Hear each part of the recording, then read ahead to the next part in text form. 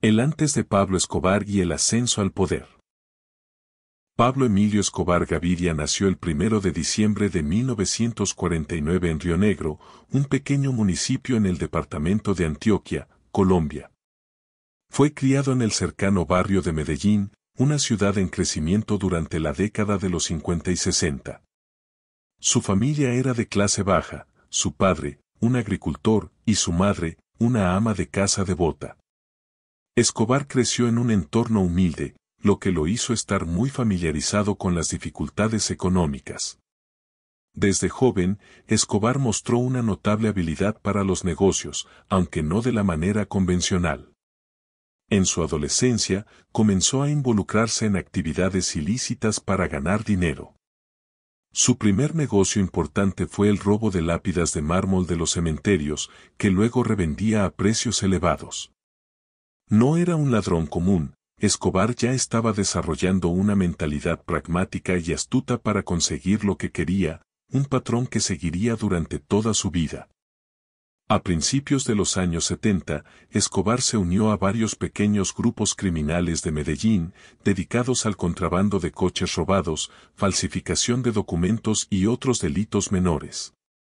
Para ese entonces, la cocaína comenzaba a ganar terreno en el mercado internacional, especialmente en Estados Unidos, lo que ofrecía una oportunidad de oro para los criminales que sabían aprovecharla.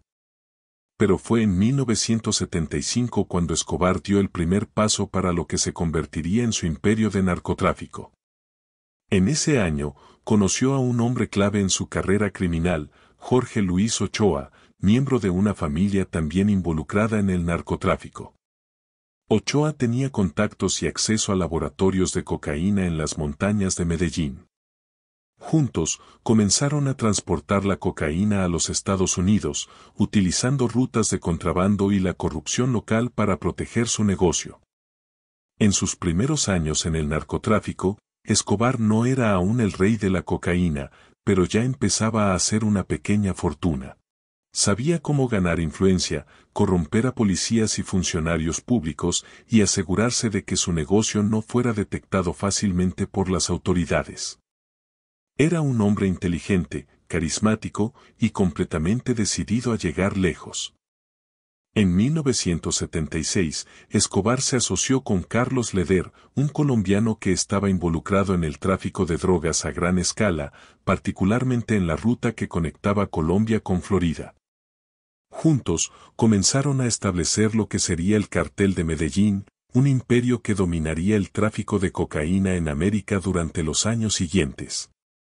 Antes de alcanzar su gran poder y notoriedad, Escobar era simplemente un joven con ambiciones de enriquecerse, pero sus habilidades para el crimen organizado y su valentía para asumir riesgos lo llevaron a lugares que pocos hubieran imaginado.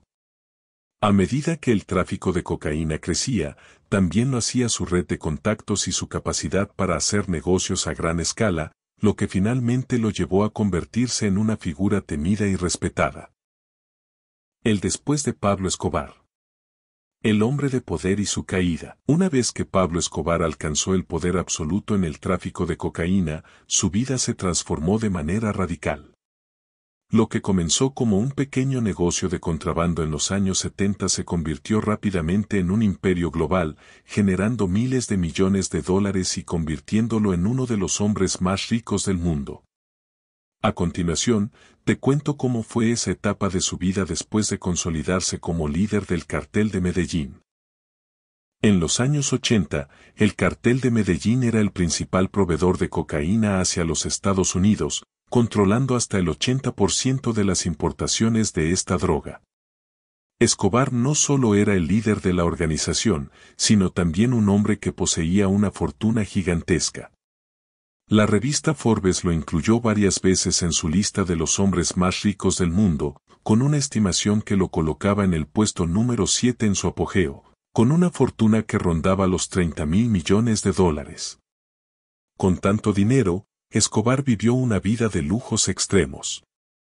Compró propiedades gigantescas y opulentas, como su famosa Hacienda Nápoles, un complejo de 20.000 acres en las montañas cerca de Medellín, donde construyó un zoológico con animales exóticos traídos de todas partes del mundo.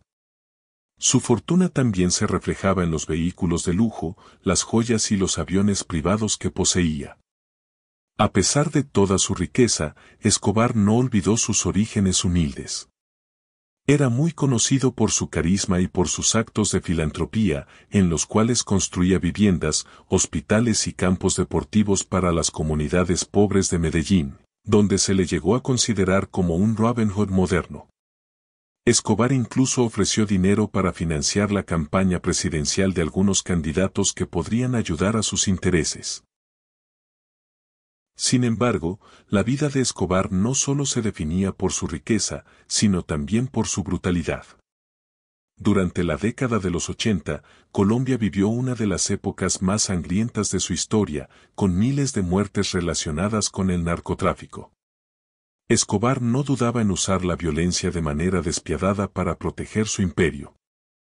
A medida que su poder crecía, Escobar empezó a enfrentarse al gobierno colombiano y a las autoridades de los Estados Unidos. Su lema plata o plomo, dinero o plomo, se convirtió en una famosa frase que representaba su forma de operar. Si alguien se oponía a él, podía elegir entre aceptar su soborno, plata, o enfrentarse a la muerte, plomo. Escobar también intentó involucrarse en la política, siendo elegido en 1982 como congresista en el Senado de Colombia. Sin embargo, debido a sus conexiones con el narcotráfico, fue rápidamente expulsado del Congreso y a partir de ese momento comenzó a librar una guerra sin cuartel contra el gobierno. Esto marcó el comienzo de lo que sería una larga lucha entre Escobar y el Estado colombiano, con terribles consecuencias para la población civil. A medida que el gobierno colombiano y la DEA, la Agencia Antidrogas de los Estados Unidos, intensificaban sus esfuerzos por capturarlo, Escobar utilizó su fortuna para corromper a funcionarios, jueces, policías y militares, asegurando que sus operaciones pudieran continuar con relativa impunidad. En 1991, bajo una enorme presión tanto de Colombia como de Estados Unidos, Escobar aceptó entregarse a las autoridades colombianas con la condición de ser encarcelado en su propia prisión de lujo, conocida como la Catedral. Este fue un movimiento estratégico de Escobar, pues en la Catedral tenía total control sobre las operaciones de su cartel y podía seguir dirigiendo su negocio desde adentro. Sin embargo, su estadía en la catedral no duró mucho. Cuando el gobierno se dio cuenta de que Escobar seguía operando desde la prisión y gestionando su cartel, decidieron trasladarlo a una cárcel más estricta. Ante esta posibilidad, Escobar decidió escapar en 1992, lo que desató una persecución implacable por parte del gobierno colombiano y las fuerzas especiales, incluyendo la Unidad de Búsqueda de Personas Desaparecidas, VPD. A partir de ese momento, Escobar se convirtió en uno de los hombres más buscados del mundo. Durante los siguientes meses, su caída fue inevitable. Escobar y su grupo de seguidores se refugiaron en diferentes lugares, mientras el gobierno colombiano y la DEA intensificaban su búsqueda. Finalmente, el 2 de diciembre de 1993, Escobar fue localizado en un barrio de Medellín. Tras un tiroteo con las autoridades, en el que se desconoce si fue abatido por los oficiales o si se suicidó, Pablo Escobar murió a los 44 años. Si te gustó, no olvides dejarme tu like y suscribirte y activando la campanita, me ayudas mucho.